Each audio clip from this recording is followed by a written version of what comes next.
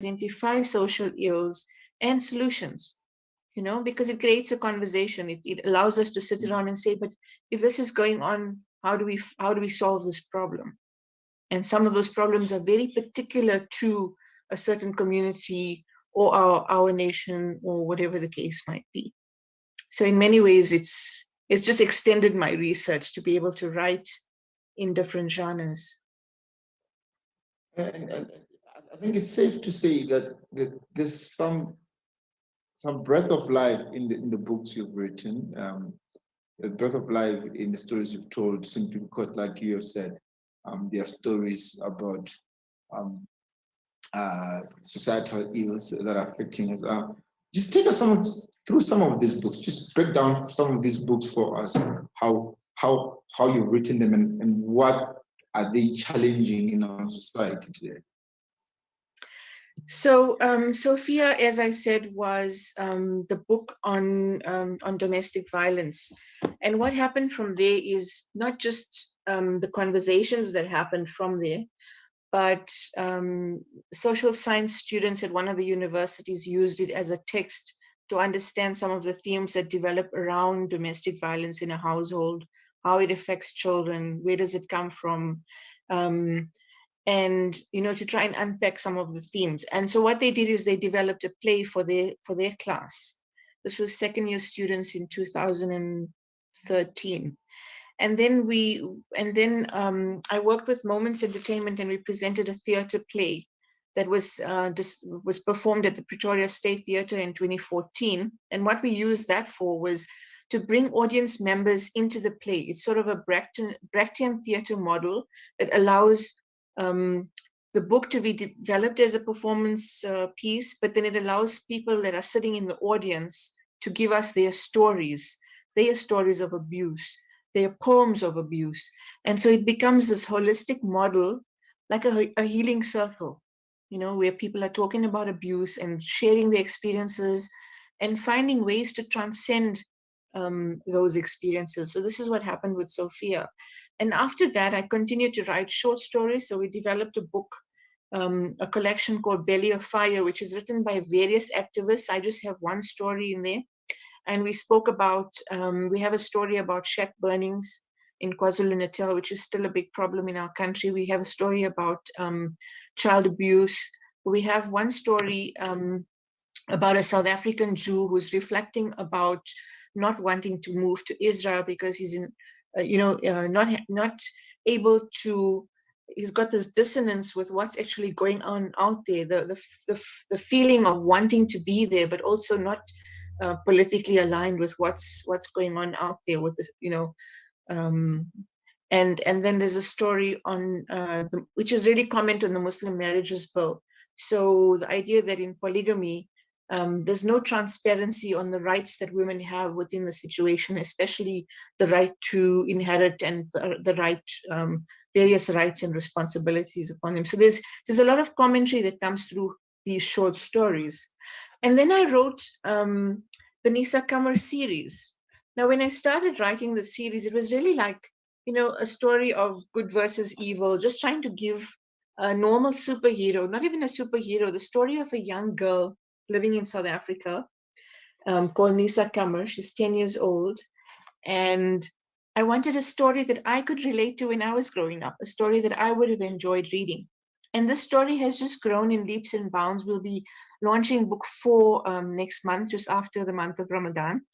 And it's had such impact on readers who grew up with me, because on the one hand, I'm writing about things I remember from my childhood, like, when there's Ramadan and everyone's outside on the streets looking for the moon, and there's aunties sending plates of samosas and pies between the houses, things like that. Or the simple reality of just being a child growing up in South Africa, and the same kind of issues that we might face of sitting in the classroom and getting called out to read something, or we all experience very similar kind of dramas in school. So I wanted to have a wholesome local story about a young girl growing up, and that's how this series of novels has developed, dealing along the way with social issues that face children, like bullying in the classroom, and racism and that sort of thing as well. And then in 2019, I finally published a novel that I'd been working on for a very long time, which is The Economics of Love and Happiness. And this looks at human trafficking in South Africa. Now, after the World Cup, I think our borders just became more porous and seen as a lucrative site to global traffickers who are looking for easy targets in a way, and taking children either off the streets or from the villages, or trying to intercept ways to take children out into Europe and to sell them in the sex trade. So the economics of love and happiness, but in novel form, makes comment on that and tries to generate a discussion. So what you would have is an organization saying that they're a sports organization from Belgium, some grand kind of thing. In some cases, they would call themselves a church organization, and they go into the villages. And if you're a family of like 8 or 9, and you have your child is getting an opportunity like a scholarship to go play soccer in Europe, and they say we're going to pay for everything, but they give the family like 2,000 rand saying this is compensation, and they take that child and the family never sees that child again. So what I'm saying is that this is a problem. This is one of the ways that children are trafficked out of our country, and the family doesn't have the resources to follow up, and they don't know what's happened to that child. They think that child has probably been given a good opportunity to play sport or to join a church organization in Europe or something like that. But the reality is that this is a big problem. So it's one of the things that I bring up in the novel, and it's just a way for our communities to keep more vigilant about where children are being taken off or taken to, and that sort of thing. So to answer your very earlier question, my writing is a form of activism. I hope that in a small way that I'm getting people to think about the kind of issues that we're dealing with, what we're faced with, young and old. And I'm finding that more and more young readers are asking questions. Children these days want to know, they want to be able to form their own opinions. So I'm hoping that my stories allow an opening for that as well. Yes, I was just about to ask that you've written about South African democracy, you've written about transformation in South African society, you've written about sexism, sexual violence, and racism, you've written about Palestine as well. Is there a contradiction between the two where you become a professional writer, a professional author, a published author for that reason, and being an activist? Or there's no divide between the two? I certainly hope not. I think that activism is also about creating awareness and raising voice for the voiceless. And if writing is able to do that in some small way, and if writing is able to lobby consciousness from and among people, then in some small way, I hope that I'm doing my part. And I remember a few years ago at the African Women's Conference, Nawal Sadawi was invited to speak, and it was hosted at WITS a few years ago. And one of the things she said that stayed with me, she said, "Don't consider yourself a writer until you've written against the powers that be, until you've challenged the powers that be, because then you're not actually doing anything with your writing." And so, in many ways, writing is not frivolous. It's not a frivolous activity. It's always been the oral narrative and the written narrative have always been forms of activism in their own way, because they are raising consciousness. It's impossible to think that any form of writing is not able to engage some feeling in a person, to wake up something inside of you. And another thing she said at the time, I remember clearly, is don't consider yourself a writer if you haven't been in jail. And what it really drove home was the idea that you would be jailed for your convictions if it was a thorn in the side of the state that you were writing against. And not even to take for granted that living in a democracy means that you can't challenge that democracy. Because if your writing is not able to challenge every little last nook and cranny of social ills, and if you're not stepping on toes, because, I mean, for example, we're dealing with large-scale corruption in this country right now. And if we're not able to speak up and write up about that and appeal to those with conscience within the structures, then we're not able to, then we're not actually, as writers, what are we really doing? As artists, what are we really doing with the short time that we have? And I'm just listening to some of the inspiration or some of the reasons why you write. You would say that your work, although is fiction in the novels, or in inverted commas, it is a product of your own surroundings. It's a product of what you consume in society, what you watch on the news, what you read in the newspapers. So the work that you do, would you say as it is fiction, but it's a result of your own realities around you? What I found with fiction is that it's easier to sit around the table and read stories and absorb them and have a conversation about them. So it's one thing to write journal articles, which are necessary to give people information. It's one thing to analyze data in the social sciences, where you want to test the incidence of something happening and how prevalent something is. So we can look at stats and data on the one hand, but people don't always want to consume stats and data. And so the power of putting something into a novel and creating characters that actually form moving pictures inside a person's mind when they're reading cannot be underestimated. And it's a big leap. It's two-dimensional to be able to write and analyze on a page. As soon as you start to create characters that have feelings and that evoke emotions in your reader, you're dealing with a very different dimension of writing, and it takes more out of you as a writer, but it's also much more satisfying. So when you talk about writing from observation, yes, to some degree, even standing in a bus queue or standing in a supermarket queue these days as a writer, as an artist, you can tell a story just by looking at what a person has in their shopping basket and what they're wearing and how they carry themselves. And I listen to how people um, speak to each other. Their intonations, the choice of words tells you a lot about a person, you know. And so those are things that you definitely look out for. But as far as the data, on the one hand, while we are getting information through the news and the media, and we've got information coming at us from all dimensions, it does take research when you're writing about domestic violence or when you're writing about human trafficking, just to get things right. And so that's the aspect where the social sciences comes into the creative field, bringing the two together to create those stories. And we, like you were saying before, that you're not a writer until you're jailed or something like that. We've seen historically how literature has helped to build society, but at the same time, literature has also helped to destroy society. We've seen this in Nazi Germany. We've seen this in apartheid South Africa. We are seeing it now in apartheid Israel, where Palestinian writers are banished, they're jailed for writing about their realities. How do we preserve progressive literature? I know you spoke about how your parents encouraged you to read while you were young.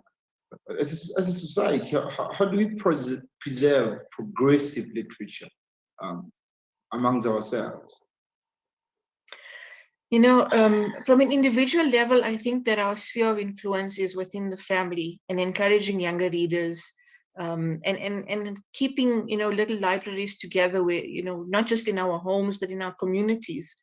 But it would be such a great sort of treasure if our Department of Arts and Culture was greater involved in preserving progressive literature, as you say, because there's a lot of literature that is currently being produced as well, locally produced material that is still not given the leverage across the board from so many ways. So just a few days ago, I had the pleasure of interviewing Mr. Ismail Mohammed from the Center for Creative Arts at UKZN.